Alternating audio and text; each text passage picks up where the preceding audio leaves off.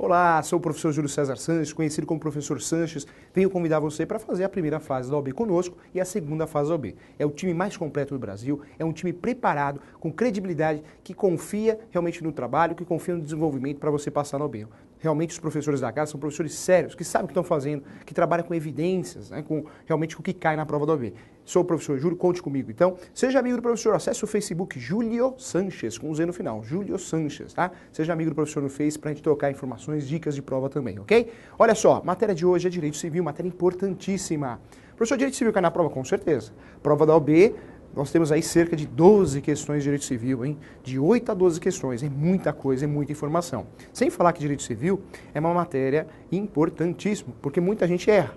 Muita gente erra, acha que é difícil, acha que é complicado, que é teórico, é nada, é o dia a dia. Direito civil é o dia a dia. Direito civil é o nosso direito, o direito do particular.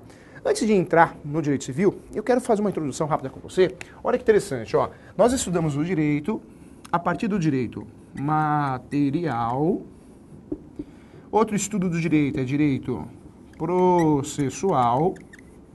E temos também o chamado microsistema. Professor, como que eu consigo estudar o direito? Como que eu estudo o direito? Você vai pensar sempre em 3 formas. O direito é estudado. O direito é uma coisa só, o direito é uno. Quando eu falo de direito, não existe uma separação do direito do trabalho, do direito civil, do direito tributário. É uma coisa só. Nós separamos o direito para ficar mais didático. Mas ele é uno.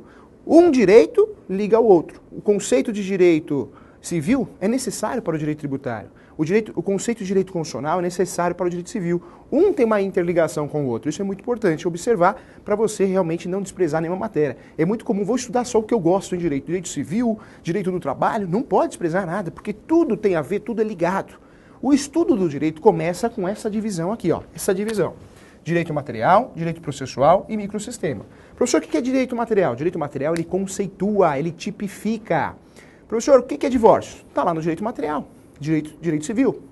Professor, o que é pensão alimentícia? Está lá no direito civil, né? Direito material também. Então veja, o direito material ele tipifica não só o direito civil, mas o direito penal também. O que é crime? Está lá no Código Penal, ou seja, no direito penal.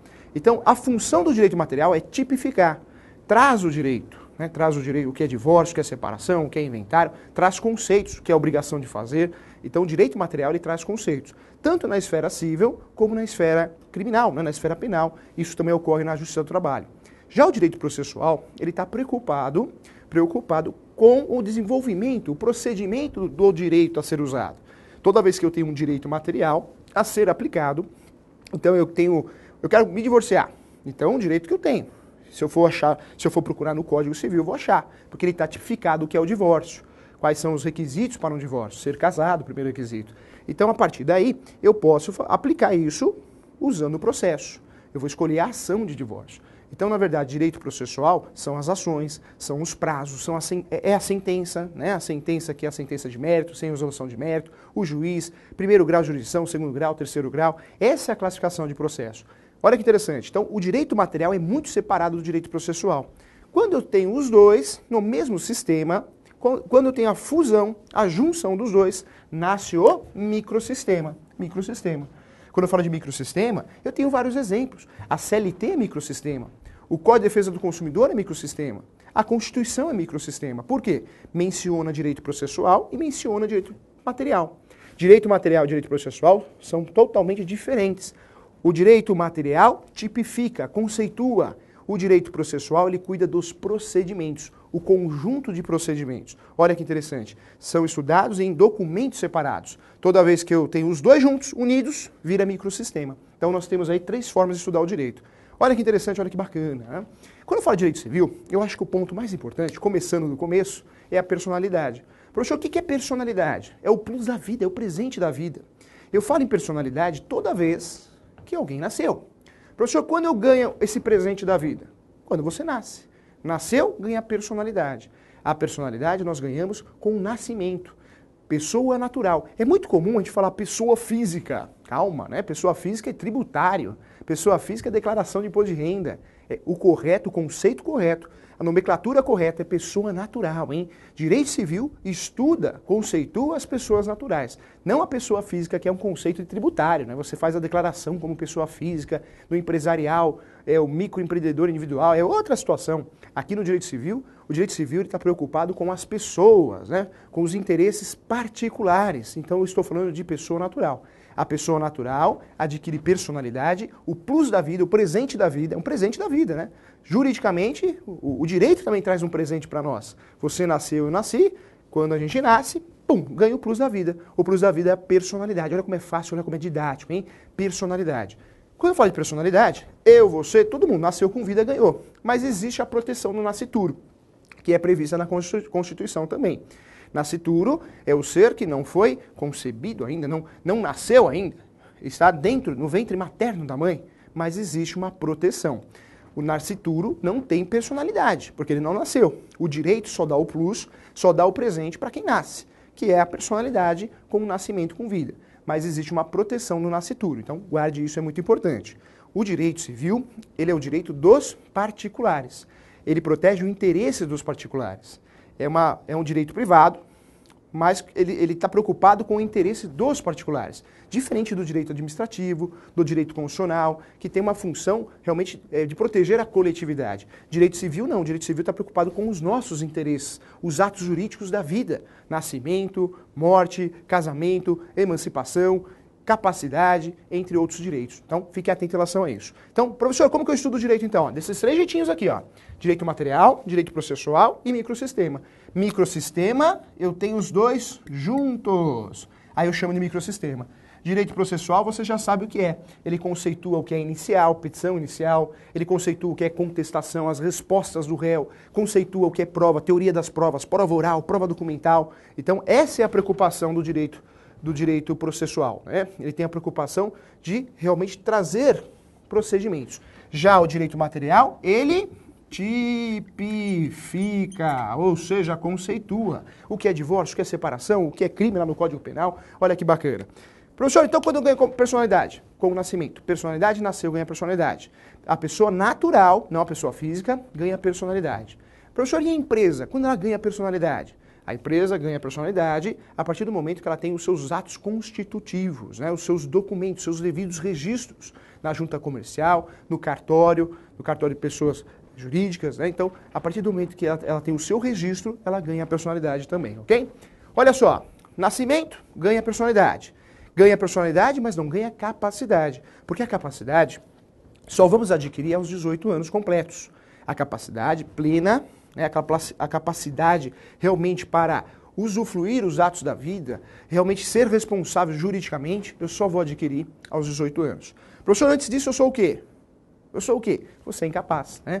Antes dos 18 anos eu sou incapaz. E essa incapacidade é o gênero de duas espécies que merece sua atenção. Vamos lá, presta atenção aqui, ó. Incapacidade relativa dos 16 aos 18 anos.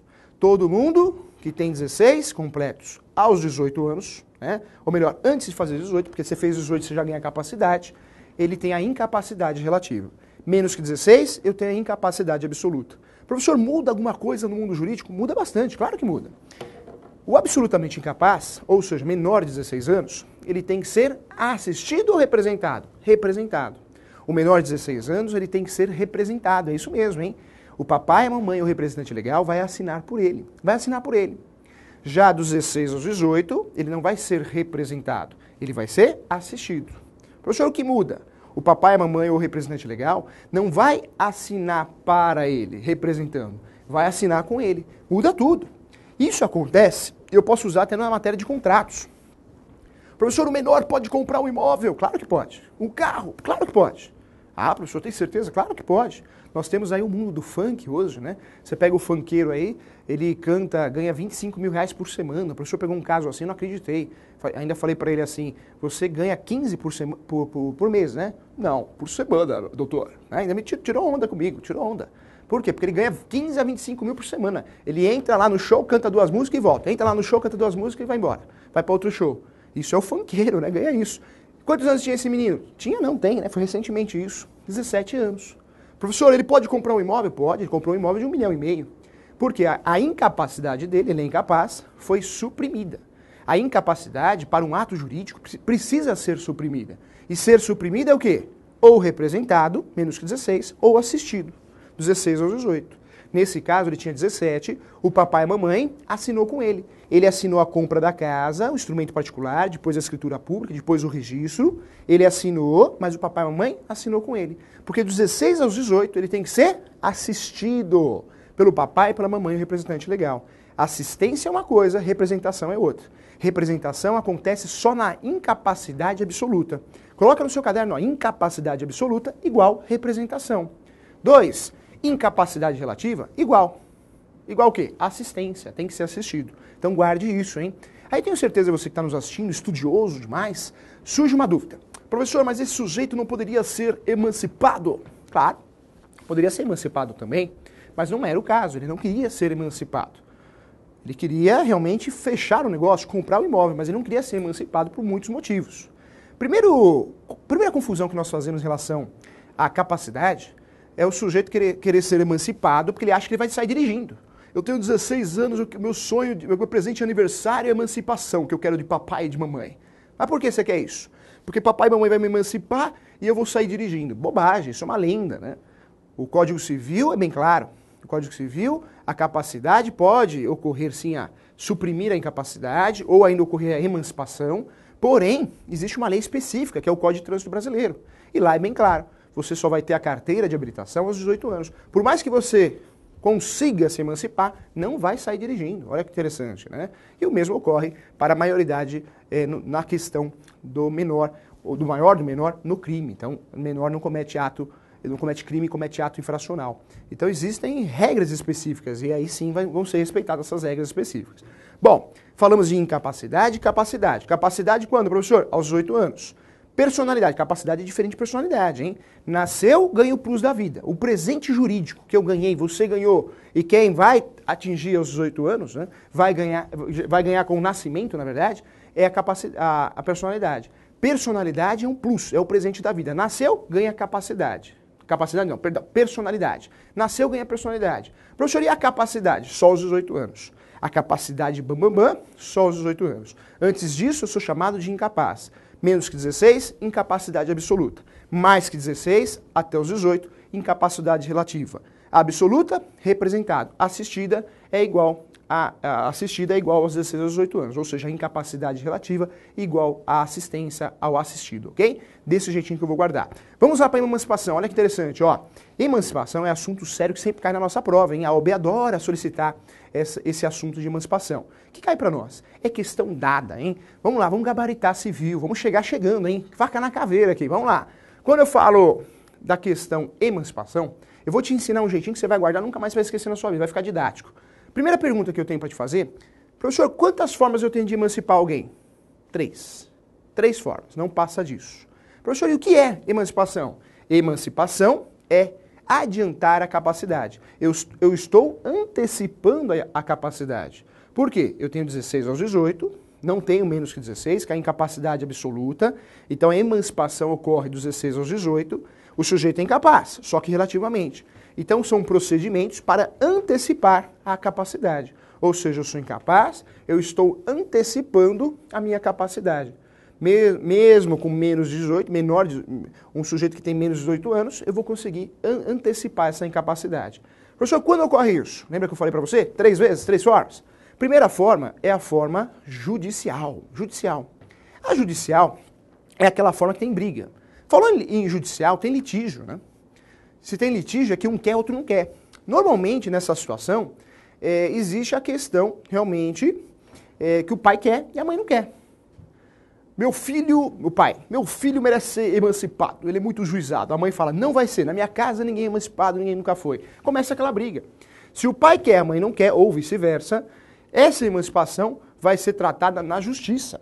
A tutela jurisdicional, o poder judiciário que vai resolver isso. Olha que interessante. Só o poder judiciário que vai resolver isso. Tutela jurisdicional. Então veja, toda vez que tem litígio, o pai quer e a mãe não quer, ou a mãe quer e o pai não quer, vai ser emancipação judicial. A justiça que vai resolver. Tem briga, tem litígio, a justiça que vai resolver. Então, judicial funciona assim. Cuidado, hein? Hoje nós temos a regra da capacidade né, na busca da antecipação da capacidade, que é a emancipação, mas nós temos a guarda. Hoje a guarda automática é a guarda compartilhada. No passado, a guarda automática, isso é direito de família, mas merece atenção porque tem vínculo também com essa questão de capacidade.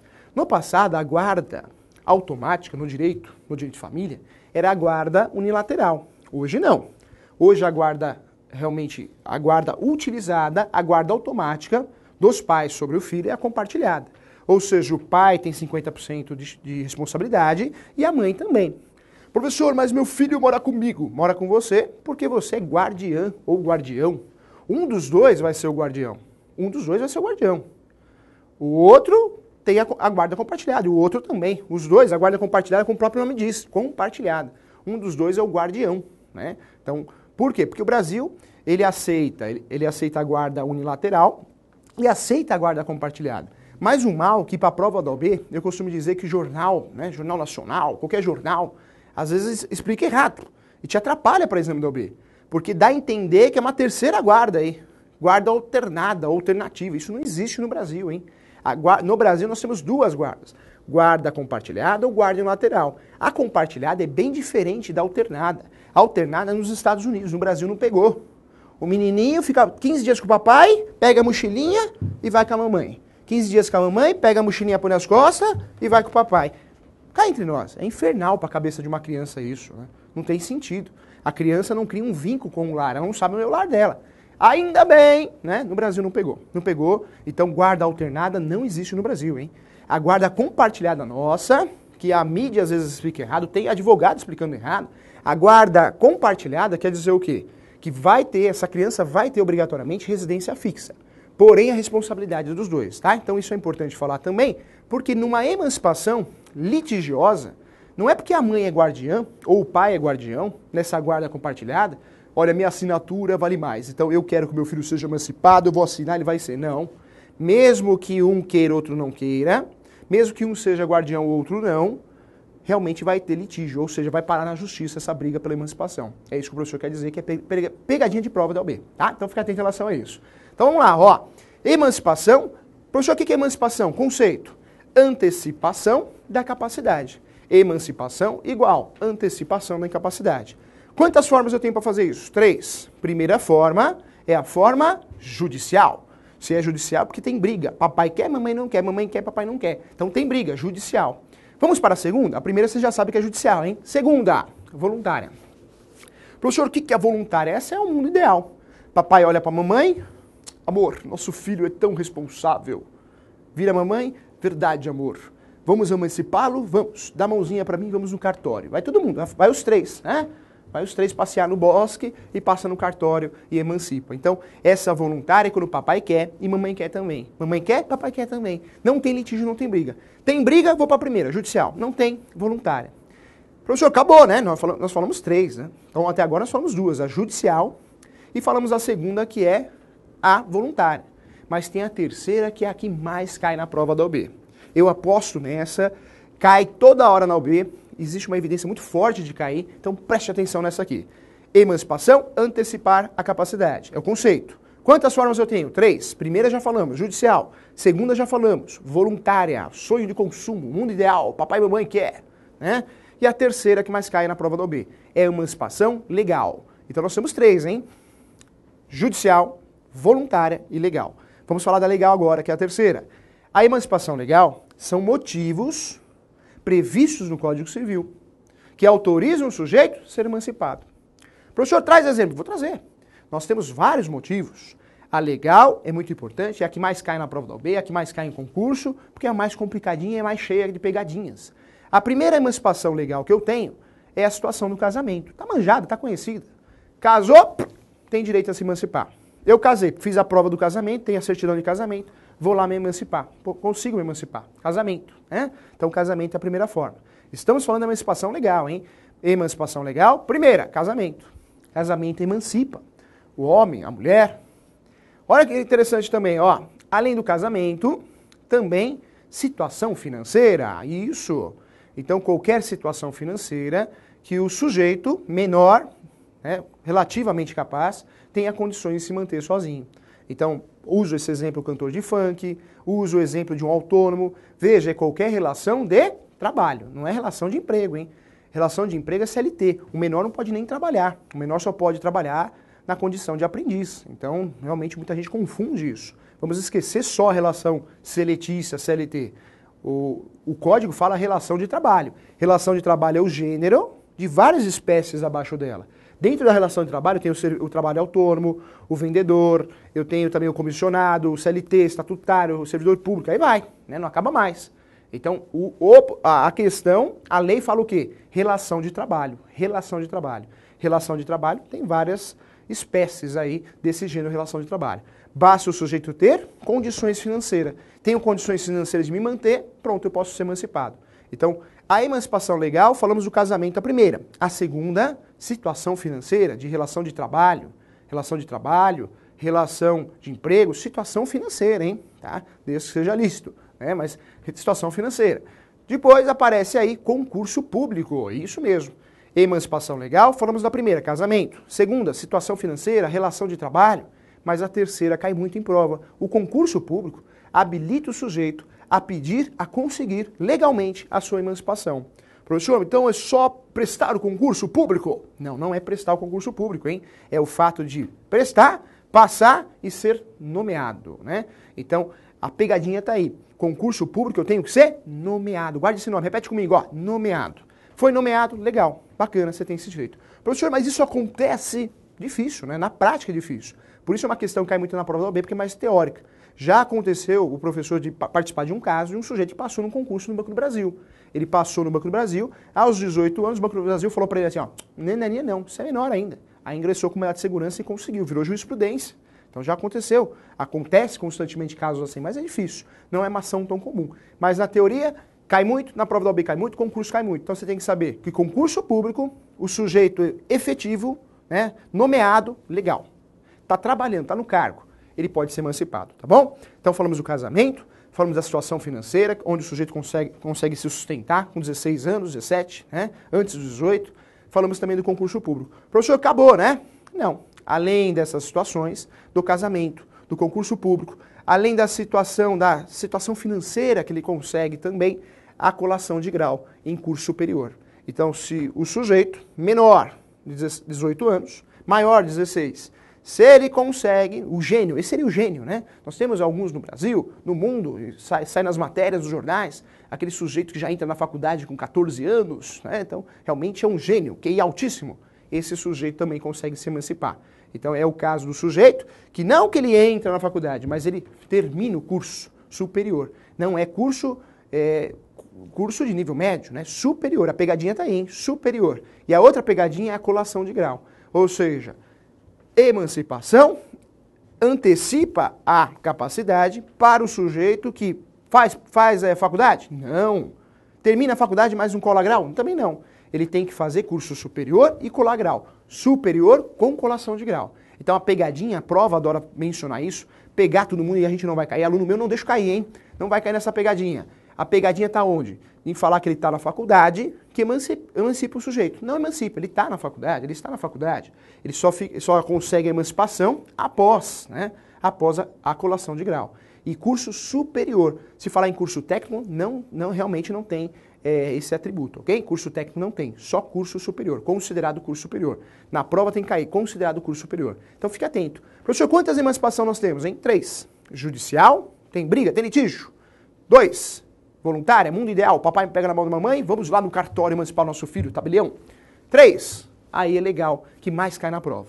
Então veja, hein? Tem que saber tudo sobre capacidade, tem que saber personalidade jurídica, é o plus da vida, nasceu, ganha realmente a personalidade, tem que saber a emancipação. Então fique atento em relação a isso. Quero falar também de um direito importantíssimo, considerado inclusive um direito fundamental dentro da Constituição Federal, que é o direito e proteção ao direito do nome, né? Então fique atento em relação ao nome. Nós temos o prenome e o sobrenome. Prenome e sobrenome. Existe uma proteção legal sobre o seu nome, verdade. O nome não pode ser alterado, é verdade. Dificilmente eu vou conseguir alterar o nome. Existem algumas situações que a lei, o Código Civil, permite essa alteração do nome. Porque a regra é não alterar o nome. Nome é o prenome. Meu nome, o professor chama Júlio César Sanches, com Z no final. No Facebook está Júlio Sanches. Júlio, prenome. Sanches, sobrenome. Como meu nome é Júlio César, eu tenho um nome composto. Tenho um nome simples e um nome composto. Júlio César composto, Júlio, se fosse só Júlio, nome simples. Então a classificação do prenome é o nome. Sobrenome é o sobrenome, o final. O sobrenome é tão importante, tão protegido, que é o alicerce. Ele segue uma ordem sucessória, vem lá do passado, dos seus antepassados. Então olha que bacana. Eu não consigo alterar o nome com facilidade no Brasil. Só consigo alterar através de um procedimento que chama Ação de Retificação de Registros Público. Professor, essa ação, eu posso ingressar com essa ação quando eu quiser? Quando você tem fundamento para isso. Ou seja, seu nome causa exposição ao ridículo, é vexatório. Ah, professor, dá exemplo. Vários. Aconteceu no passado, né? Não é da sua época, mas é da minha época, é da época do Fabião, né? Do Braulio, né? Uma campanha que meu Deus, eu tenho um amigo até hoje chama Braulio. Parou agora, né? De ser zoado. Mas no passado ele chegou a atacar uma pedra na cabeça de um amigo nosso. Usou tanto ele, ô Braulio, vem cá. Ele cansou de tacar a pedra, né? Pediu desculpa depois. Então, muito Braulio mudou de nome. Então, Braulio. Além do Braulio, hoje nós temos um nome também, Luiz Augusto, do Presunto, né? Então o sujeito, olha, o Luiz Augusto ninguém quer levar ele. Tem muito Luiz Augusto pedindo para mudar de nome. Vira rosação. Nomes com erros gráficos também. Nomes com erros de masculino para o feminino. Eu mudei o nome de um sujeito que chamava Lucimar. O sujeito tinha 2 metros de altura, forte, né? Mais de 40 anos, que quis mudar o nome. Porque ele não aguentava mais. O pessoal falou, você tem um nome de mulher, né? Então ele se irritou. Aí conseguimos judicialmente incluir Victor Lucimar. Engraçado que ele trabalha num banco famoso aí, todo mundo continua chamando ele de Lucimar. Inclusive, quando ele foi no escritório para pegar a sentença, eu falei, Lucimar, que legal. Ô, doutor, até você não me chama de Victor? Poxa, doutor, começou a chorar, quase que eu chorei junto, né? Falei, meu Deus do céu. Então, você só consegue mudar de nome em algumas situações. Quais? Exposição ao ridículo, vexatória, erro gráfico, né? Outra situação, quando você precisa de uma proteção em relação à habilitação criminal, então você foi preso. Ficou conhecido como o maníaco do dedo, né? Não podia ver um homem ou uma mulher cortava o dedinho, sei lá, né? Ficou conhecido. Então, se você cumpriu a pena, você pode mudar de nome para começar uma nova vida. Ou depoimento, testemunhas, né? Uma testemunha corre um risco, uma testemunha que denunciou o narcotráfico, tráfico internacional, então corre muito risco, pode mudar de nome também. Outra regra importante que cai na prova da OAB é aos 18 anos. Eu escolho um nome lindo para sua filha, né? Eu escolhi um nome lindo para minha filha. Aí quando ela faz 18 anos, ela tem o direito, cumpriu 18 anos, no primeiro ano que ela cumpriu 18 anos, ela tem 1 ano para mudar de nome. Olha que coisa, já pensou? Então, escolhemos um nome bonito para nossa filha, mas ela não gosta, ela tem 1 ano aí para trocar de nome. Então nós temos algumas situações que permitem a mudança de nome, tá? Fique atento ao alcunha. Professor, o que é alcunha? Nós temos aí algumas situações, né? Esse alcunha, o sujeito normalmente tem um apelido, então Luiz Inácio Lula da Silva, o Silvio Santos, Ratinho, o sujeito, Gugu Liberato, Xuxa, então o sujeito também pode mudar de nome. Em algumas situações que ele tem um nome que é conhecido, muito conhecido, ele pode incluir no seu nome também. Então isso também é uma autorização para mudança de nome. Outra situação importante para mudança de nome, além dessa situação de conhecimento geral, e não estou falando só de gente famosa, não. Pode ser o Pedro do Melão. Pedro do Melão, conhecido na feira. Todo mundo chama ele, ô Pedro do Melão. Ele quer incluir no nome dele Melão. Também é um direito que ele tem. Então, isso é um fundamento também. Outra situação para mudança de nome é quando o seu nome é igual ao do seu pai. Então, Pedro Cabral. Todo mundo conhece como Pedro Cabral. E o pai? Seu pai chama como? Pedro Cabral. E o vô? Pedro Cabral. Ou seja, todo mundo na família chama Pedro Cabral. Gera uma confusão danada. Então, o correto é ele retificar o nome para colocar Pedro Cabral Júnior, Pedro Cabral Neto. E aí ele pode retificar também. Então, nós temos várias teses. Essas teses são as que mais caem em prova, hein? Fique atento em relação a isso. Bom, ainda quero falar. Então, falamos sobre a vida, né? O nome. Vamos falar sobre o casamento. Alguns dizem que a vida começa a acabar após o casamento, né? Então, fique atento em relação a isso, né? Casou? O professor quer dizer que o próximo passo é a morte? Dizem, né? Não, é felicidade de casamento, para com isso. O casamento tem 4 regimes, hein? Então nós temos, é importante falar do casamento, o casamento tem 4 regimes. Primeiro regime do casamento, união parcial de bens, é o regime automático. Quando eu não escolho o regime, eu fico com esse regime. Parcial de bens, tudo após a constância do casamento, é dos dois, hein? Tudo após a constância do casamento, dos dois. E antes? Antes são bem particulares. Segundo regime que eu tenho, é o regime de separação total de bens. Então, casou, tudo antes, tudo após, cada um continua tendo o que é seu. Ou seja, não comunica, não mistura os bens. São considerados bens particulares antes e após o casamento. Terceira opção é união universal de bens. Mistura tudo, salada e fruta. né? Por mais que ela tinha uma casa, eu tinha um carro e adquirimos um apartamento após a consumação do casamento. Junta tudo é dos dois. E temos um regime importante, que é a separação final nos aquestos. É um verdadeiro contrato, pouco utilizado na prática, mas para a prova da OAB, para concurso público, eles adoram solicitar isso. Separação final nos aquestos. É um verdadeiro contrato, você que escolhe, tá? Você que escolhe o contrato. O que comunica antes, o que comunica depois, o que nunca vai comunicar. Então é importante falar sobre isso, tá? Fique atento em relação a isso. Falando do casamento, vamos falar de bens. Bens, eu tenho bens móveis. Professor, o que são bens móveis? Que eu consigo locomover, né? Então fácil demais. Bens imóveis, casa tem que ter registro, domínio. Toda vez que eu compro um imóvel, tem que ter domínio. Professor, o que é domínio? Domínio é o registro da propriedade, segundo o princípio da publicidade, que está vinculado ao Código Civil, que é a Lei 6.015 de 73. Esse princípio da continuidade e da publicidade, todo mundo que compra um imóvel tem que registrar no cartório de imóveis. Isso chama domínio. Eu só tenho domínio quando o meu nome está no cartório de imóveis. Senão eu tenho a posse. Posse pode ser a posse direta ou a posse indireta. Posse direta, eu tenho o domínio, é meu, está no meu nome, e mora aqui. Agora, se eu não moro, eu tenho só o domínio, eu deixo alguém morar porque eu estou alugando ou fazendo um contrato de comodato, um empréstimo gratuito, isso quer dizer que esse sujeito que está morando na casa, ele tem a posse direta. Então, fique atento em relação a isso também. Passando pelos bens, o professor quer dar uma dica boa aqui de prova, hein? Chegou a hora da morte. A morte, nós temos a morte natural, tem corpo, tem atestado de óbito. Toda vez que fala em morte natural, tem corpo, tem atestado de óbito. Tem a morte por simultânea ou comoriência. Simultânea ou comoriência é aquela morte que membros da mesma família, tem que ser família, senão não vale, hein? Família ou cônjuge, né? Morreram no mesmo acidente, no mesmo desastre, no avião, no navio, de um carro, eu não sei quem morreu primeiro. Então, professor, isso é importante? É importante, porque eu vou fazer um inventário só, eu não sei quem morreu primeiro. O inventário é transmissão do patrimônio, né, do Monte Mor. Eu vou fazer a distribuição do patrimônio. Se eu não sei quem morreu primeiro, eu faço um inventário só. Chama morte por comoriência ou simultânea. Aquela morte que eu não sei quem morreu primeiro, hein? Muita gente questionou de um cantor famoso. Qual é o nome desse cantor? Cristiano Araújo. Cristiano Araújo? Acho que é isso. Né? Esse cantor famoso, muita gente questionou. Houve uma morte por comoriência?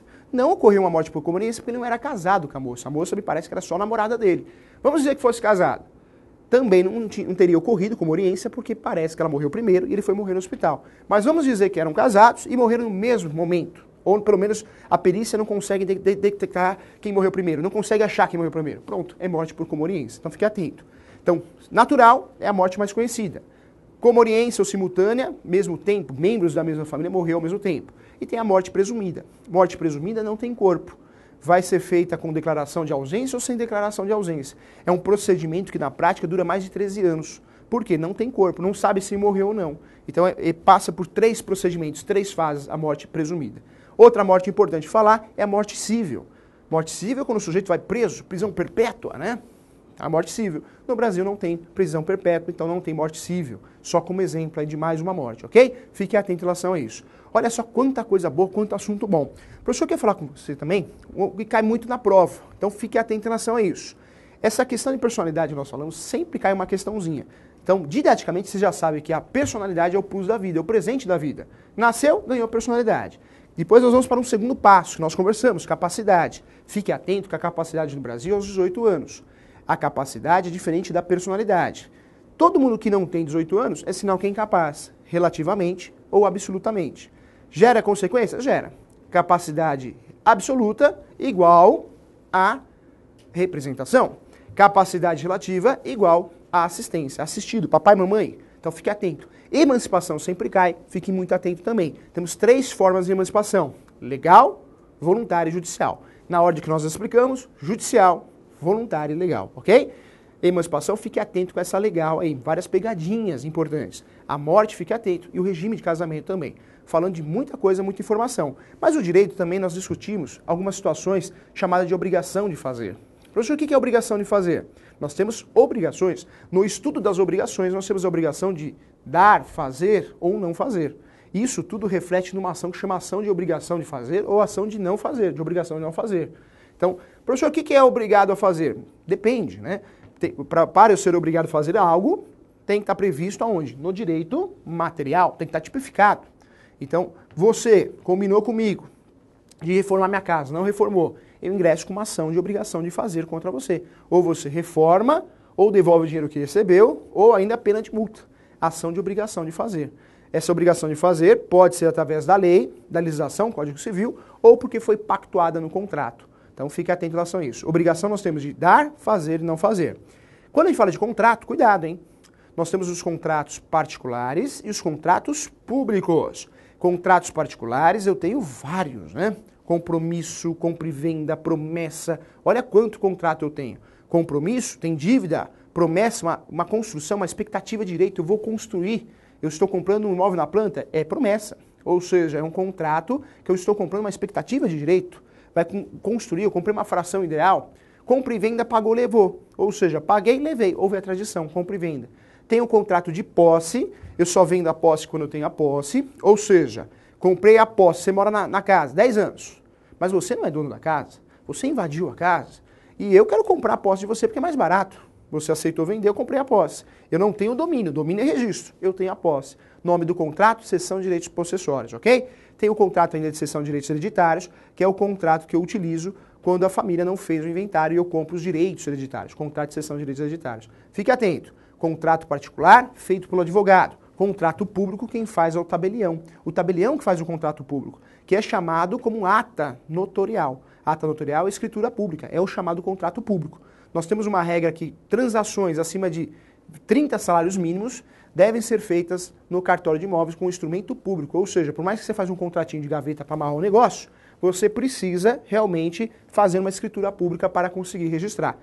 Na compra e venda de um imóvel, nós temos passos importantes, né? Primeiro passo importante é fazer a escritura pública de compra e venda, depois registrar essa escritura pública. Por isso muita gente no Brasil foge, né? Foge de fazer o registro porque é caro. Tem que estar com os tributos em dia, tem que fazer a escritura pública e paga caro por isso. Chega até 36 mil reais uma escritura pública no Brasil, dependendo do valor do imóvel.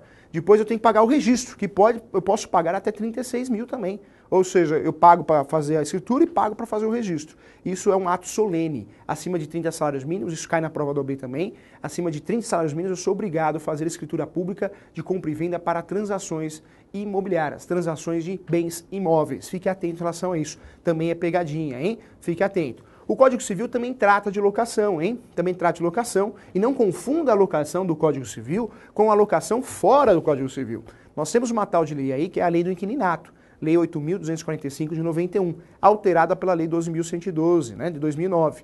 Essa lei e a lei recente trata de locação de bens imóveis, né, também por temporada, residencial e não residencial. É uma outra situação, é a chamada Lei do Inquilinato.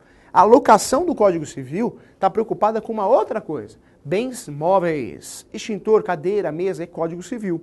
A parte hotel, motel, é Código Civil. E vaga de garagem autônoma e espaço publicitário também é Código Civil. Então veja, nosso Código Civil também trata de locação. Fique atento em relação a isso. É importante falar e separar essa locação. A tratada por uma lei específica e a tratada realmente aqui para o nosso Código Civil. Fique atento também que o Código Civil, a prova da OAB adora trazer essa questão à tona. Adora te forçar, te induzir a pensar que existe uma relação de vulnerável. Não existe não, hein? Situação de vulnerável é lá no Código de Defesa do Consumidor, ou seja, no Código de Defesa do Consumidor, quando eu tenho consumidor e fornecedor de produtos e serviços, um dos dois, que é o consumidor, ele é fraquinho, bem fraquinho. Então ele é vulnerável. Todo consumidor é vulnerável, é verdade? Verdade. Mas isso lá no Código de Defesa do Consumidor. Aqui no Código Civil é faca na caveira. Por que faca na caveira? É briga de iguais, não tem essa não. Né? A briga não tem proteção para um ou para outro. Código Civil é briga entre iguais, particulares. Toda vez que o processo é aqui, ó, baseado, fundamentado com o Código Civil, quer dizer que não tem um mais fraco que o outro. É briga de iguais, tá? Guarde isso, é importante também. Não é igual o Código de Defesa do Consumidor que existe o vulnerável. Então, olha quanta informação importante. Quero falar com você também, olha que coisa interessante, algo importante também para a prova. Quando falamos aí de Código Civil, ele trata...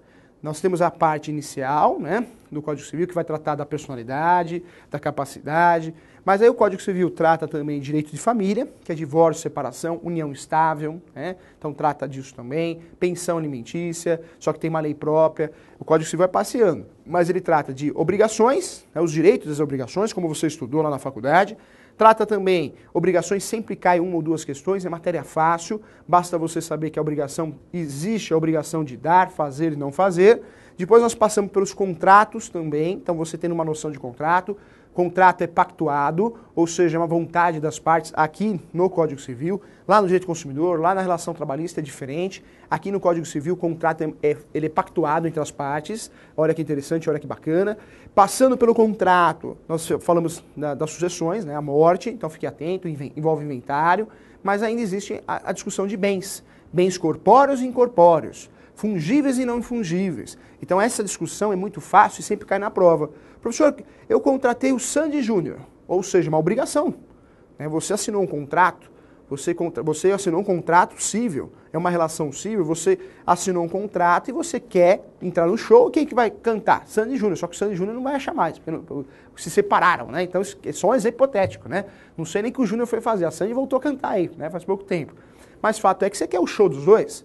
Então, é uma obrigação que dá para dividir? É fungível? Não, na verdade é infungível. Ou seja, é uma obrigação que tem que ser aquela. Ou seja, tem que ser o Sandy Júnior. Ou tem que ser o Roberto Carlos. Não o Carlos Roberto, né? Coloca um sujeito parecido e fala, não, esse cara tá no lugar. Joga a rosa também, dá beijinho e tá tudo certo. Não, eu quero aquele cara que eu contratei, o show que eu contratei. Então, fique atento em relação a isso, tá? Direito civil, matéria importantíssima. Veja, o que mais mudou no direito civil realmente realmente o estudo do direito de família. O direito civil é muito conservador, por isso vale a pena estudar. E você, te digo, você com uma boa base de direito civil e processo civil, ninguém te pega mais, hein?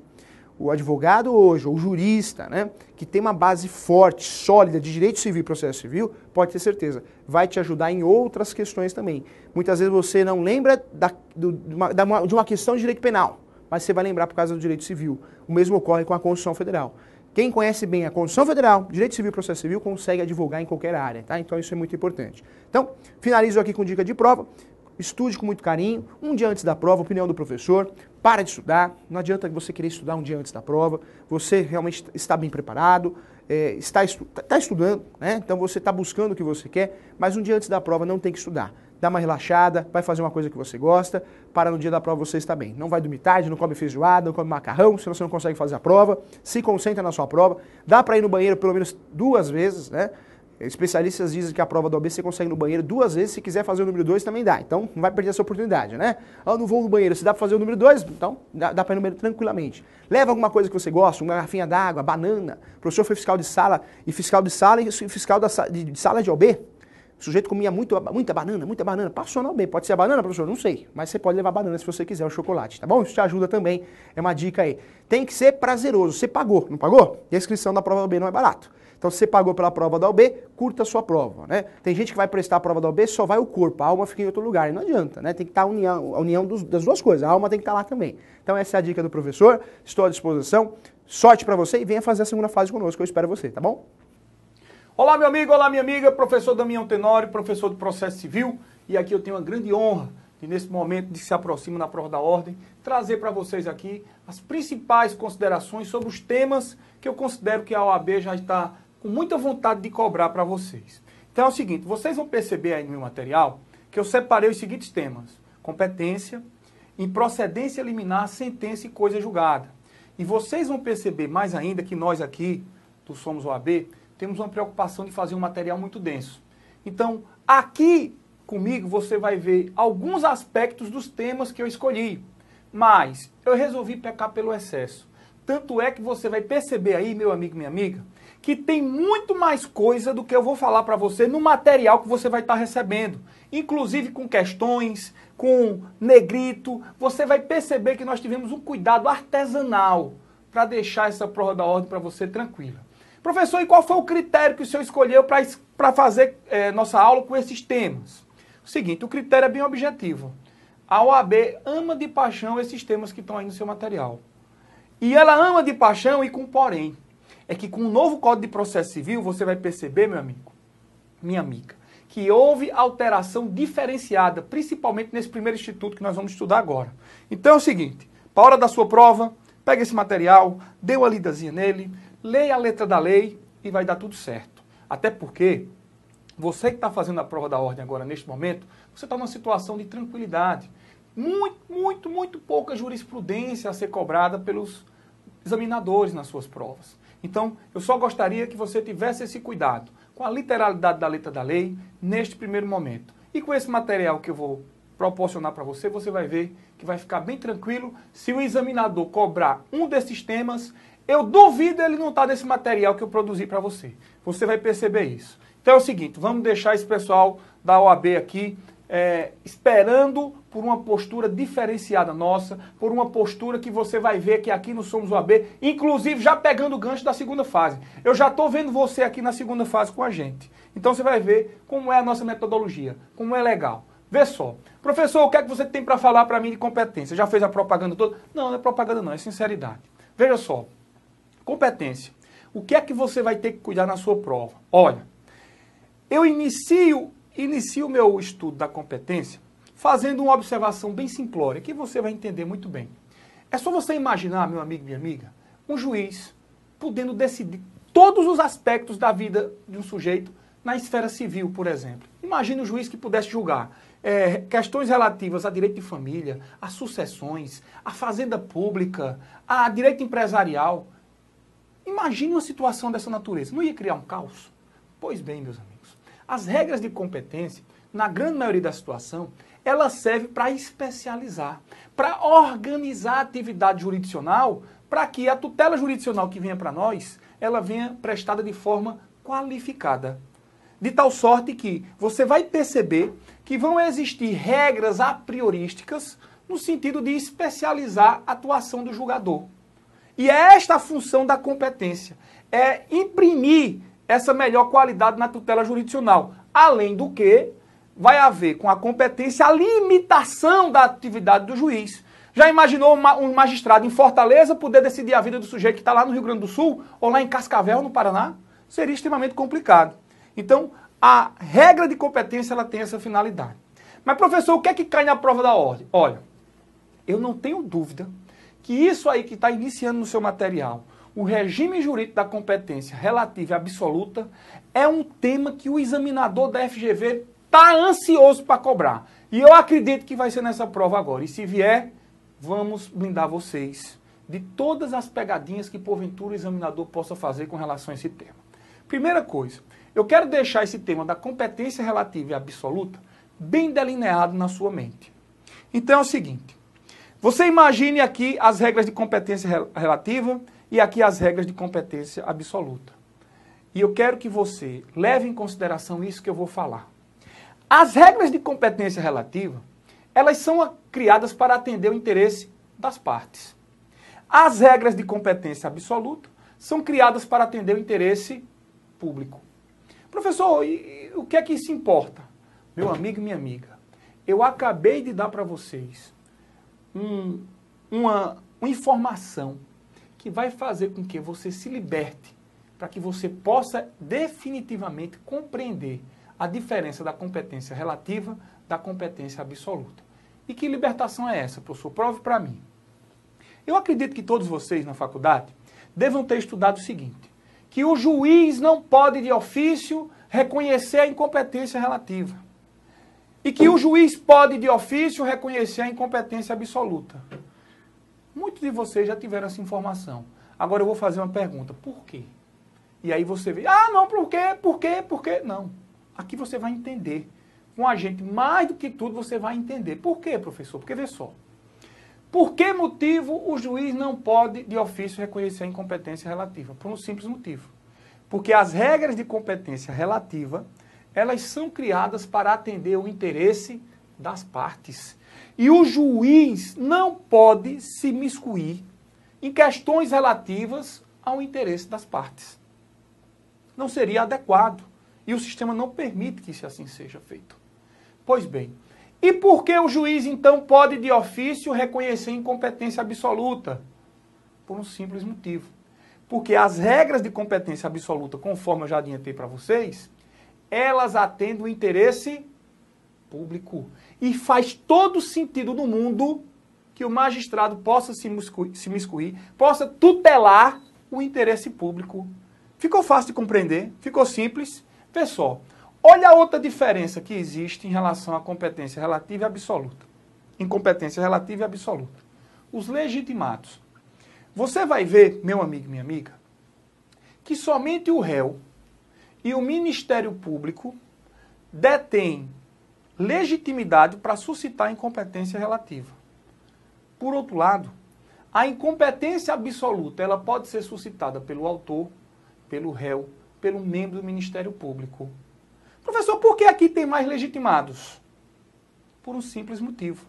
O interesse que atende às regras de incompetência absoluta é que espécie de interesse? De competência absoluta. Interesse público. Então faz sentido que aqui tenha mais ou menos legitimado. Mais legitimados. Olha aí, meus amigos.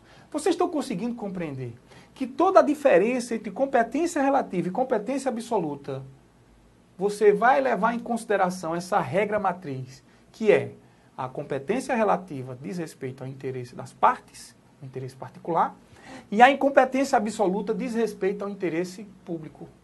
E eis o motivo pelo qual essa distinção. Inclusive, com relação a este ponto que eu estou tocando com vocês agora, da questão da legitimidade, eu queria que vocês tivessem um cuidado. Olha, no CPC de 73, o anterior revogado, o MP, ele não tinha legitimidade na condição de fiscal da lei hoje, com a nomenclatura de fiscal da ordem jurídica, não tinha legitimidade para suscitar incompetência relativa. Já com o CPC de 2015, você vai perceber aí, no artigo 65 do Código de Processo, que o membro do Ministério Público, ele tem legitimidade para suscitar incompetência relativa. Bastante cuidado, porque pode ser a primeira pegadinha que o examinador venha fazer. Ok? Professor, tem outras diferenças? Tem. E essas daqui são as que mais caem em prova e eu gostaria que vocês tivessem um cuidado especial. Portanto, eu queria que nesse lado aí, desse outro lado aí da tela, você tivesse um cuidado especial no que eu vou falar agora, meus amigos. Pode estar na sua prova domingo. Tá certo? Seguinte. O que é que vai acontecer se diante de uma incompetência a parte não se insurgir? Depende. Se tratar de incompetência relativa, tipo, sujeito moveu uma ação sem ser no domicílio do réu, para as ações relativas a direitos reais sobre bens móveis, que é a regra geral do Código de Processo. Nesta situação, meu amigo, minha amiga, o que é que eu quero que você leve em consideração? Se este réu que está sendo acionado num local que não é o seu domicílio não fizer nada, vai haver o fenômeno da prorrogação da competência. Ou seja, aquele juiz que não era competente passa a ser competente por inação do sujeito que poderia se insurgir. Logo, a incompetência relativa, ela se prorroga. Por outro lado, meus amigos, se você intentar uma ação em um foro absolutamente incompetente, ainda que a parte nada faça, esta incompetência absoluta não se prorroga. Por quê? Porque a incompetência absoluta é improrrogável. Lembrar que as hipóteses de incompetência absoluta ela diz respeito às questões relativas em razão da matéria, da hierarquia ou da pessoa. Incompetência relativa do lugar e valor da causa. Lembrar muito esses critérios. Professor, por que o senhor está falando isto? Porque é o seguinte. Se na sua prova, por exemplo, nós estamos aqui em competência, né? Agora nós vamos lá para a ação rescisória. Tudo isso que eu falei para você vai servir para essa informação que eu vou dar agora. Aqui no nosso curso é assim. Você está estudando o tema aqui, nós vamos lá para cima, vamos lá para baixo, enfim. Todo lugar, para quantitativo maior de informação você tiver aí, melhor para a hora da sua prova. Olha, se ele cobrar ação rescisória, muito cuidado que é uma pegadinha clássica. Eu acabei de falar para você que se a parte não se insurgir com relação à incompetência relativa, ela se prorroga, não foi isso? Foi. E na hora da sua prova, o examinador vai cobrar ação rescisória, muito provavelmente. E se ele vier a cobrar este tema, e ele disser que cabe ação rescisória diante de uma prolação de uma sentença proferida por juiz relativamente incompetente, está errado, errado e errado. Professor, por quê? Porque, veja, a partir do momento que eu não me surgi réu, com relação à incompetência relativa, o juiz passou a ter competência. E por que aquela sentença do juiz que passou a ter competência vai ser alvo de uma ação rescisória? Se ele, a partir do momento da sua inação, ele passou a praticar os atos de forma legítima no processo. Então vejam, meus amigos, nesta situação, somente vai caber ação rescisória quando o vício da incompetência for incompetência absoluta. Na sua prova, ele vai dizer que a relativa também vai ensejar o ajuizamento de ação rescisória. Está aí no seu material, eu coloquei para você. Muito cuidado com isso. Professor, e por que na ação rescisória cabe? Ou por que na incompetência absoluta cabe a ação rescisória? Muito simples. Eu acabei de lhe informar que o vício da incompetência absoluta não prorroga a competência do juízo. Então, uma vez absolutamente incompetente, ele é incompetente até o final. Inclusive, se ele proferir sentença, você vai ter o prazo decadencial de 2 anos para ajuizar uma ação rescisória para desconstituir essa decisão. Ok? Agora o seguinte. Vocês vão ver que eu falei muito mais coisas de competência no meu material, que a nossa intenção aqui é pecar pelo excesso na questão do material em todos os sentidos. Então não vai dar para eu falar tudo de competência que eu coloquei para você, tá certo assim, pessoal? Então eu coloquei a mais para você revisar para a prova por achar importante esse material. Mas eu queria dar 2 informações agora, que eu aposto todas as minhas fichas para essa prova, com relação ao tema competência, para nós passarmos para o nosso próximo tópico. Seguinte, antes, no CPC anterior, você tinha uma diferença para alegar a incompetência relativa e a incompetência absoluta. A incompetência relativa ela é alegada num mecanismo processual chamado exceção de incompetência. Era assim. Por outro lado, a incompetência absoluta ela era alegada em preliminar de contestação. Eu queria que neste momento, cada um de vocês se reportassem ao artigo 64 do Código de Processo Civil. Se você for lá para esse dispositivo, lá no seu CAPT, você vai ver, meu amigo e minha amiga, que tanto a incompetência relativa quanto a incompetência absoluta hoje, com o novo Código de Processo, são alegadas em preliminar de contestação. Não há mais diferença na forma de se alegar a incompetência relativa à incompetência absoluta. Portanto, eu gostaria que você tivesse muito cuidado com isso. Isso que eu estou falando agora é a parte mais séria da nossa exposição aqui, da nossa aula. Por quê? Porque eles, os examinadores, almas cebosas, né, aquelas almas, eles vão insistir no que era feito anteriormente. Então, eles vão continuar a dizer para vocês que a incompetência relativa é alegada em exceção. Olha, inclusive com relação a esse tema, quando você ouvir a palavra exceção, desconfie. Porque praticamente o novo Código de Processo Civil aniquilou todos os mecanismos incidentes autônomos que as exceções se enquadram. Exceção de impedimento, exceção de suspeição, exceção de incompetência relativa. Muito cuidado. Onde você ouvir essa expressão, exceção de não sei o quê, pelo menos desconfie da assertiva. Então é o seguinte, eu quero deixar na sua mente a seguinte informação. Incompetência relativa, incompetência absoluta, hoje são alegadas em preliminar de contestação. Ok? E qual é a outra grande informação? Seguinte, o vício da incompetência não implica extinção do processo.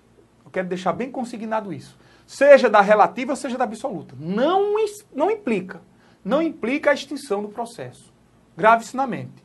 Professor, então quer dizer que se o juiz relativamente incompetente reconhecer sua incompetência, ele só vai remeter os autos ao juiz competente. Perfeito. Então quer dizer que se o juiz absolutamente incompetente reconhecer sua incompetência absoluta, ele só vai remeter ao juiz competente. Perfeito. Não há a situação de reconhecimento de incompetência implicar extinção do processo, salvo se tratar de juizados especiais. Olha para onde a gente está indo, pessoal. Se for juizado especial lá no artigo 51, inciso 3 da Lei 9099/95, aí você vai visualizar. Mas veja que o examinador vai ter que cobrar para você lei de juizados, não do procedimento comum que nós estamos a estudar agora. Pois bem, qual é a última informação que eu quero dar sobre esse tema? O reconhecimento da incompetência, se absoluta, não vai implicar de imediato a nulidade dos atos decisórios praticados no processo. Professor, como é? Por favor, eu gostaria que você tivesse cuidado e fosse agora para o artigo 64, parágrafo 4º do Código de Processo Civil. O que é que tem esse dispositivo, professor?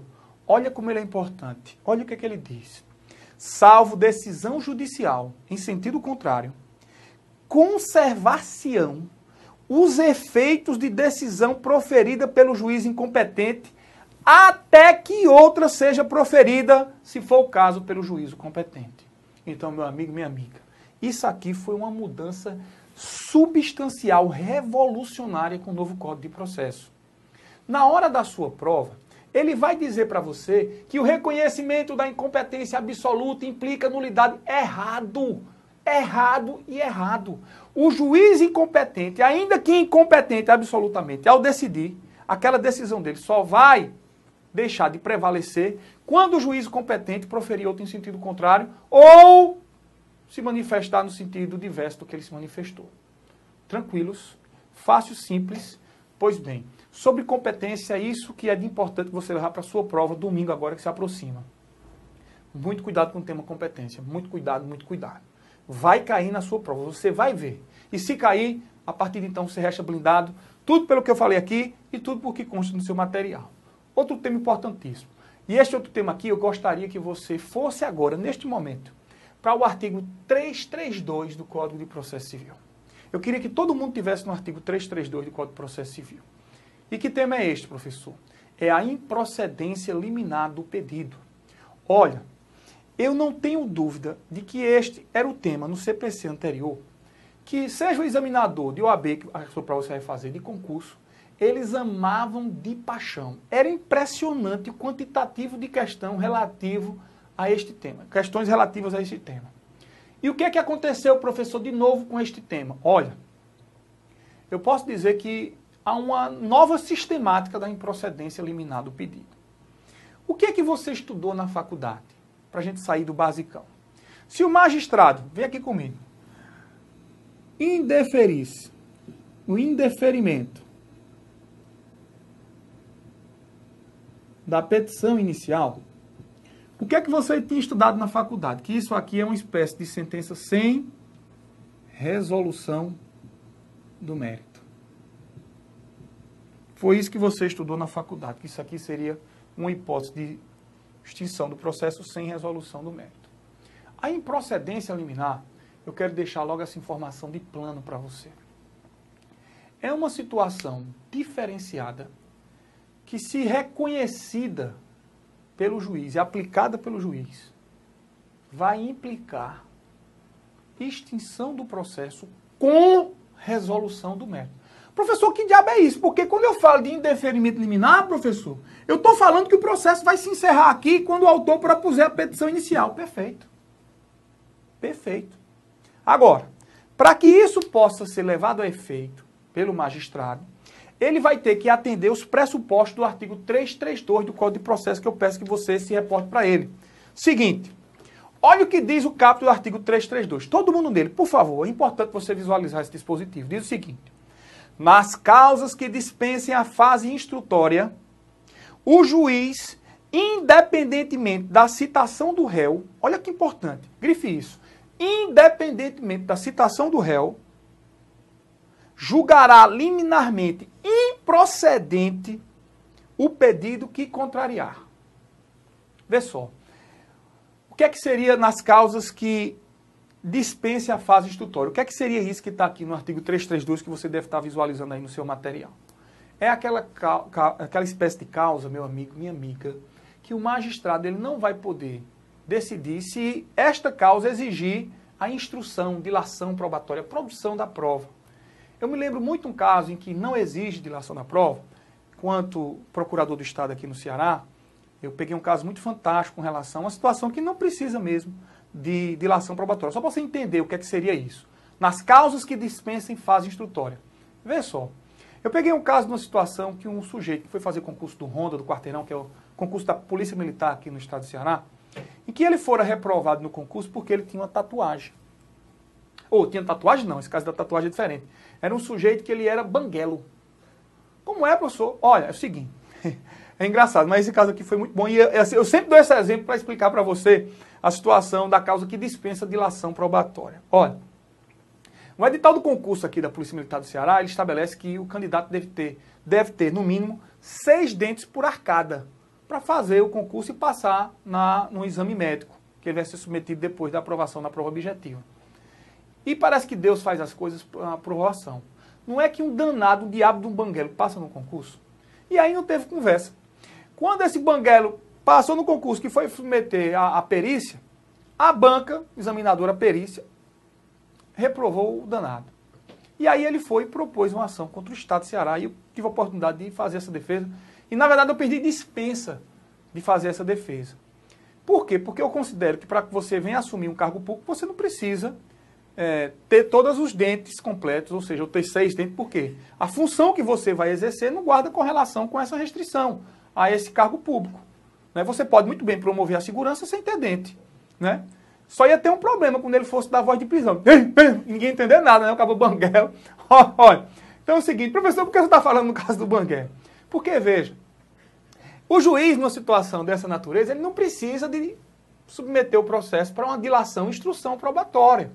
Não há necessidade de um magistrado ir produzir prova para saber se o cara, o testemunho para ser esse cara banguelo. Não. Aqui, o magistrado vai fazer um cotejo entre a regra do edital do concurso da Polícia do Ceará, ou de onde for, e a Constituição Federal. E não há necessidade de dilação probatória. É isso que quer dizer aqui o dispositivo, guardando aqui as proporções, porque não é o caso. Ou seja, não é o exemplo que eu está tratando aqui, só para você entender o que é um processo que não exige dilação probatória. Esse caso do banguelo aqui, o processo ia acabar rapidinho, porque era a parte que promovia a petição inicial, o Estado fazia a defesa e, verificado que não existe qualquer espécie de vício, o processo vai logo para a sentença. Ou seja, aquela fasezinha chata, burocrática de produção da prova não vai ser necessária. Então é nisso que eu toquei nesse exemplo do banguelo, para você entender aqui essa disposição do 332, naquelas causas em que não há necessidade de instrução probatória. É isso que eu quero dizer, ok? Pois bem, meus amigos, então o que é que vai acontecer? Imagine a seguinte situação hipotética. O sujeito vai a juízo formular um pedido, uma pretensão, que encontra vedação expressa em súmula do Supremo ou súmula do STJ. E aí o magistrado pega lá o material, percebe que aquele pedido tem vedação expressa, tem entendimento expresso em súmula do STJ ou do STF.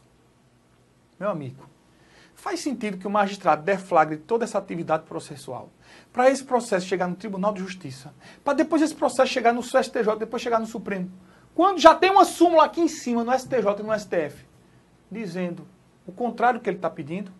Ou seria interessante para o sistema? Ou o sistema atenderia à duração razoável, à eficiência, à segurança jurídica, se o magistrado a pegar um pedido desse e liminarmente julgar improcedente, com coisa julgada material? Professor, com certeza a segunda situação é isso que eu estou lhe ensinando agora, meu amigo. O nosso sistema, ele está exigindo que o juiz seja eficiente. Que o juiz, a pegar uma espécie de demanda dessa, e que o cara está pedindo algo que é contrário aqui que ele tem do STJ ou STF, neste nosso exemplo, ele já encerrar e sequer citar o réu. Veja, no artigo 332 aí, que eu peço que você grife novamente, cuspe em cima, faça alguma coisa, pelo amor de Deus, que é independentemente de citação. Você vai ver que a aplicação desse mecanismo, desta técnica de julgamento, independe de citação. Aí você pode pensar, professor, então tem afronta ao contraditório. Porque quando um aluno meu se depara com esse tema, a primeira coisa que vai é, epa, e o contraditório? Veja, não há nenhum afronta ao contraditório com a aplicação da improcedência liminar do pedido do artigo 332. Deixe-se bem claro isso. Professor, por que não há nenhuma afronta? Por um simples motivo, meu amigo, minha amiga. Quem é que está perdendo aqui? É o autor. E o autor está tendo direito ao contraditório. que ele vai ser, inclusive, intimado para se manifestar sobre essa improcedência liminar. Ele vai poder, por exemplo, promover um recurso. Eu vou explicar já já a questão recursal. Então, veja. O réu, perceba, ele se sagra vitorioso e sequer participa do processo. Vocês conseguiram perceber? Ó, aqui, ó, na petição inicial, o juiz vai indeferir e sequer vai mandar citar o réu, ou seja, angularizar a relação processual. O réu não vai ser nem citado. Ele vai vencer aqui, ó, e só vai tomar conhecimento quando o juiz, ele comunicar que decidiu essa questão em desfavor do autor, para que posteriormente ele, por exemplo, alegue afronta à coisa julgada, se esse autor quiser intentar novamente essa ação. Então não há que se falar em contraditório e ampla defesa, em ofensa contraditória e ampla defesa.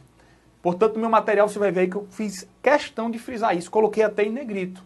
Porque o autor não está ganhando aqui no início, ele está perdendo.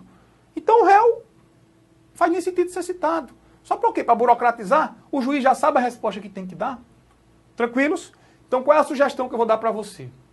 Eu dei o exemplo aqui da súmula do STJ e do STF, mas se você vier aqui para os incisos do artigo 332, você vai ver que em outros casos, a não ser apenas esse de súmula, o magistrado pode aplicar. Tipo o RE e RESP repetitivo, do inciso 2. Você vai poder ver aqui no incidente de assunção de competência, o incidente de resolução de demanda repetitiva, no inciso 3. No inciso 4, súmula do tribunal local. Veja que negócio revolucionário. Um juiz estadual, sabendo qual é o entendimento sumular do Tribunal de Justiça ao qual ele está vinculado, ele pode fechar a porta do judiciário inicialmente. Olha, para mim, espera mesmo, pessoal. Depois de precedentes, é um dos temas mais revolucionários para mim no novo CPC, se for aplicado seriamente pelos juízes. Porque esse sistema aqui, essa sistemática, esse mecanismo, vai acabar com aquelas aventuras jurídicas do sujeito estar contando com a sorte, ou de pegar um juiz que tem arrumadinho. Não, vai acabar com isso. Esse mecanismo ele é revolucionário. Mas eu não estou falando da revolução dele por falar não. Por quê? Porque cai na sua prova. A OAB já cobrou isso mais de 2, 3 vezes nos exames anteriores. E está a fim de cobrar porque ele veio mais robustecido. O que é que você precisa saber mais? Para a gente encerrar esse tema e ir para sentença e coisa julgada. O que é que você precisa saber mais? Pessoal, seguinte, quando o magistrado indeferir aqui essa petição inicial, o ato judicial que ele vai fazer isso vai ser uma sentença. Logo, o recurso cabível será a apelação. E com uma peculiaridade. O recurso de apelação, regra geral, não tem a possibilidade de o juiz se retratar. E aqui, especificadamente, tem esta possibilidade do sujeito poder, o magistrado, na verdade, se retratar no prazo de 5 dias. Vá lá aqui para o artigo 332, no parágrafo 3º, que ele diz assim, ó, interposta a apelação, o juiz poderá retratar-se. E uma outra informaçãozinha. Esse exemplo que eu trouxe para vocês, ele se adequa às ações que forem intentadas no primeiro grau de jurisdição. Porque lá você vai ver uma sentença e o recurso à apelação. Agora, pode acontecer de uma ação ser proposta no próprio tribunal, naquelas demandas originárias, tipo um MS contra o governador do Estado. Nestas situações, meu amigo e minha amiga, pode acontecer de o relator, o desembargador, aplicar em procedência liminar. Ele não tem vedação para fazer isso, não. Pode ser em qualquer grau de jurisdição a improcedência liminar aplicada. E aqui uma peculiaridade. É que se esse julgador, esse desembargador ou ministro decidirem monocraticamente, o recurso cabível não vai ser apelação, e sim agravo interno. Então, pessoal, voltando, o seguinte, agora para a gente encerrar, sentença e coisa julgada. Veja só. Temas quentíssimos na prova da OAB também. Sentença e coisa julgada caem demais na prova da OAB. E eu, mais uma vez, repito, coloquei muito mais coisas do que eu vou falar aqui para você. Portanto, eu gostaria muito que você também é uma possibilidade de você avalizar o nosso material, a nossa qualidade do material produzido. Então é o seguinte, sentença e coisa julgada, o que é que eu quero focar com vocês? Eu vou primeiro tratar com vocês de um tema que cai bastante em prova e que são os requisitos da sentença. Olha, seguinte, quais são os requisitos da sentença que eu quero trazer para vocês? Ó, o que é importante saber na hora da prova sobre o requisito da sentença?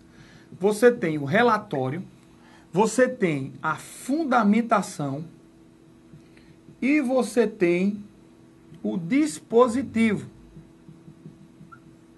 Relatório, fundamentação e dispositivo da sentença. Esses são os requisitos da sentença que você pode encontrar lá no artigo 489 do Código de Processo Civil. E o que é que você tem que saber sobre isso? Ó, o relatório é o requisito mais óbvio. O próprio nome fala por si. O relatório é um mero relato do que o de importante aconteceu no curso do processo. Embora o relatório ele não tenha um conteúdo decisório, ele é considerado requisito essencial. Então não pode faltar relatório na sentença. Muito cuidado com o que eu vou falar agora. Se você, meu amigo, for indagado sobre a necessidade ou não de relatório, sobre a égide da lei dos juizados especiais, muito cuidado, muito cuidado e muito cuidado.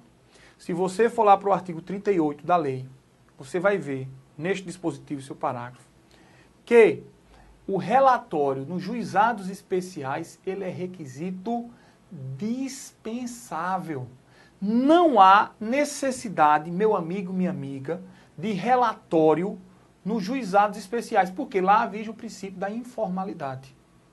Então, muito cuidado, porque o examinador, ele joga com essas ideias. Ele vai dizer que, por exemplo, porque o relatório ele é exigência no procedimento comum, ele também vai ser exigência nos juizados. Errado, errado e errado. Portanto, a pegadinha que geralmente cai em prova sobre o tema relatório, requisito da sentença, é este que você está desde já blindado, meu amigo, minha amiga. O que é que eu preciso saber, professor, na fundamentação? Olha, primeira coisa, a fundamentação são as razões, os motivos que levam o magistrado a decidir de uma ou de outra forma. Então, a fundamentação, inclusive, tem um viés constitucional. Se você for lá para o artigo 93, inciso 9 da Constituição Federal, meu amigo e minha amiga, você vai perceber que a decisão que não for fundamentada, ela deve ser invalidada, será nula. Então, mais do que uma exigência que está no 489, está na Constituição. É direito fundamental nosso, jurisdicionado brasileiro, de visualizar uma decisão fundamentada. Pois bem, o que é que você precisa saber mesmo sobre fundamentação? Olha, a fundamentação, os motivos, a motivação não fazem coisa julgada. As fundamentações, os motivos que levaram o magistrado a decidir de uma ou outra forma, não fazem coisa julgada. Muito cuidado com isso, porque eles vão dizer na sua prova que a fundamentação faz coisa julgada, mas não faz de jeito nenhum. A única coisa que faz coisa julgada, a única requisito, melhor dizendo, parcela da sentença que faz coisa julgada é esse aqui, ó, o dispositivo. Este sim faz coisa julgada. É aqui onde o magistrado decide sobre a procedência ou improcedência do pedido da parte. E é isso aqui que vai ficar imortalizado, imutável, indiscutível, por força da coisa julgada. E o dispositivo da sentença, ele é tão importante, meu amigo, minha amiga, que sua ausência implica inexistência do ato. É a mesma coisa de você estar se deparando com uma não decisão. Inclusive, com relação a isso, eu quero que você saia daqui blindado também. Por quê? Porque a falta do relatório, a falta da fundamentação, vai implicar, meu amigo, minha amiga, a nulidade da sentença. Tá? Vai implicar a nulidade da sentença. Já se faltar dispositivo, a sentença será considerada ato inexistente. Inexistente. Ato inexistente. Olha, na hora da sua prova, é comum o examinador dizer que a falta do dispositivo implica nulidade. De jeito nenhum. A falta de dispositivo implica inexistência, é ato inexistente. Muito cuidado com isso na sua prova. Eles vão cobrar isso. E se cobrar, você sai daqui blindado. O que é mais importante você saber também sobre sentença na sua prova? Olha, meu amigo e minha amiga, eu queria que você viesse para cá. E tem no meu material, aí acompanhe por ele, eu queria tratar com vocês dos vícios da sentença. E eu queria tratar precisamente disto aqui, ó. Sentença ultra petita. B. Sentença extra petita. E C. Sentença citra petita. Ó, cai demais em prova isso aqui.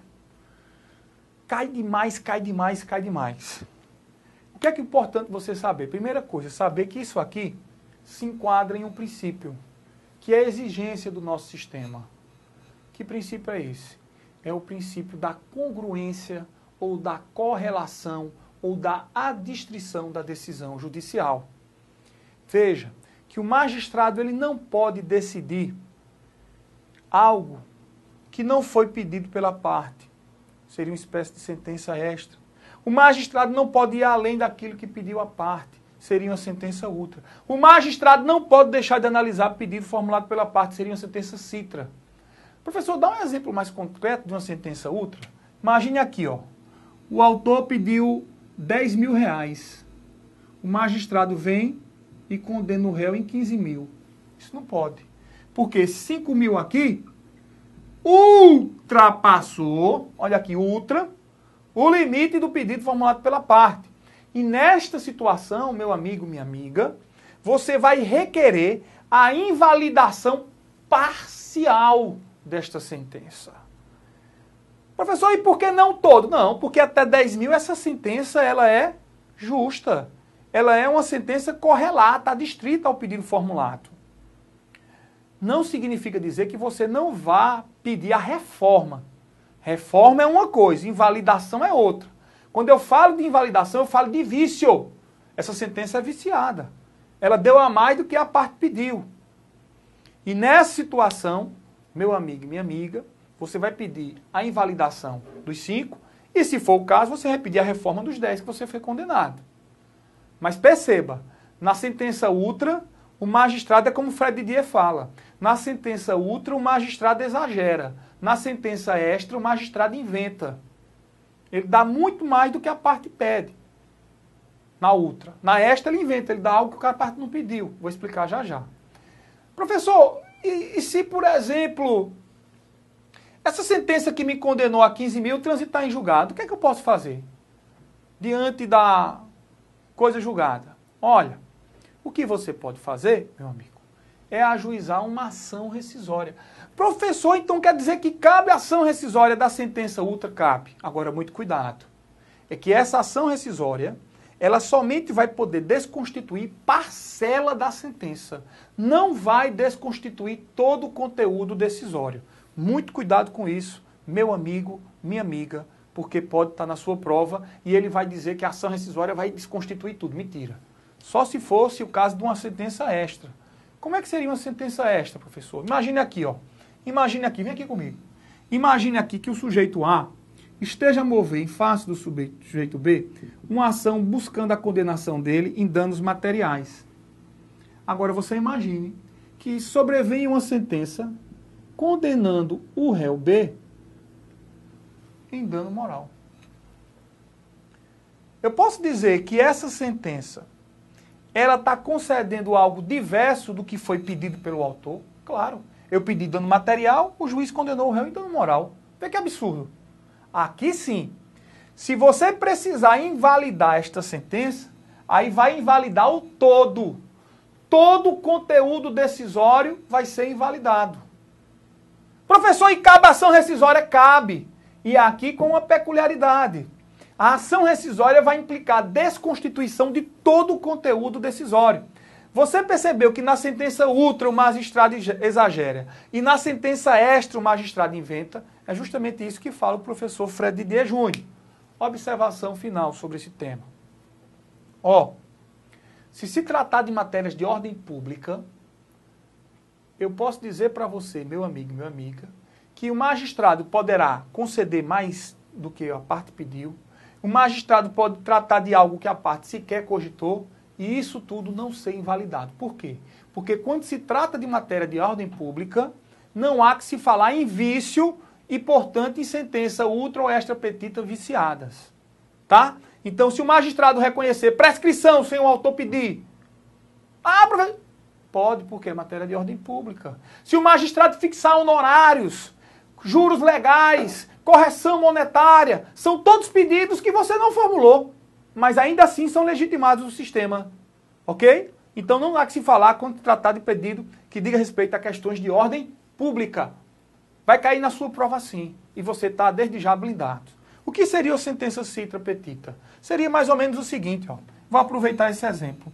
Imagine que o autor tenha pedido em face do réu dano material mais dano moral e o magistrado só tenha julgado questões relativas ao dano material. Logo, você vai perceber que nós estamos diante de uma sentença citra ou infrapetita.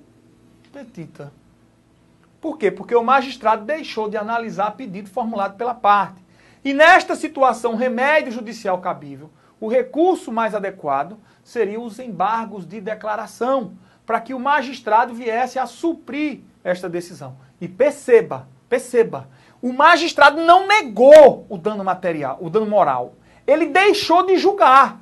Porque se o magistrado julgar procedente o dano material e o dano moral ele julgar improcedente, eu não estou falando de sentença citra ou infrapetita, não. Porque ele apreciou os dois pedidos. A sentença vai ser citra ou infra quando ele deixar de analisar. Se ele julgar improcedente, ele julgou. Ele apreciou. Muito cuidado com isso. Então, você tem que fixar a seguinte ideia. Na sentença citra, ele deixa de analisar. Ele não se pronuncia. Porque você não tem o direito de obter os dois pedidos, que você formule os 3 ou 4, enfim. Consegue compreender? Fácil, simples, para findar para você. Você vai ver aí que eu trouxe coisa julgada também, que é um tema muito importante e que tem uma relação estreita com sentença. E aí, com relação a este tema, eu queria fixar em algo que você não pode, de forma alguma, ir para a prova sem saber, que é a espécie de coisa julgada, as espécies de coisa julgada. É um tema importantíssimo. São as espécies de coisa julgada. E você vai ver no meu material que eu iniciei assim: coisa julgada formal e coisa julgada material.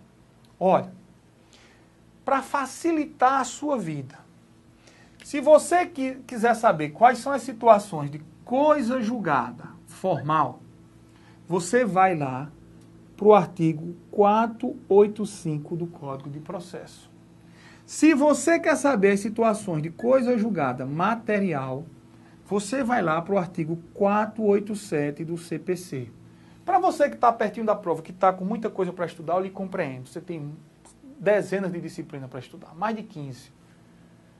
Faça o seguinte, vá lá para o artigo 487, você vai ver as hipóteses em que haverá resolução do mérito e logo as hipóteses de coisa julgada material, porque aqui tem mais hipóteses. Se você não tiver com tempo, o ideal é que nesse momento você já soubesse tudo, estivesse aqui revisando. Professor, dá só um exemplo de coisa julgada material? Por exemplo, imagine que você formula um pedido e o magistrado reconheça prescrição ou decadência. Você vai ver aí no artigo 487 do Código de Processo que há resolução do mérito quando o magistrado se pronuncia sobre prescrição e decadência. Professor, dá um exemplo aqui de coisa julgada formal. Qual seria o exemplo aqui que eu teria para dar para você? Indeferimento da petição inicial. Imagine que você produziu uma petição inicial sem um dos requisitos do artigo 319. O magistrado lhe intimou no prazo de 15 dias. Cuidado, esse prazo mudou. Antes era de 10, agora é de 15. E você nada fez. Logo, você vai se deparar com uma sentença fundada no artigo 485.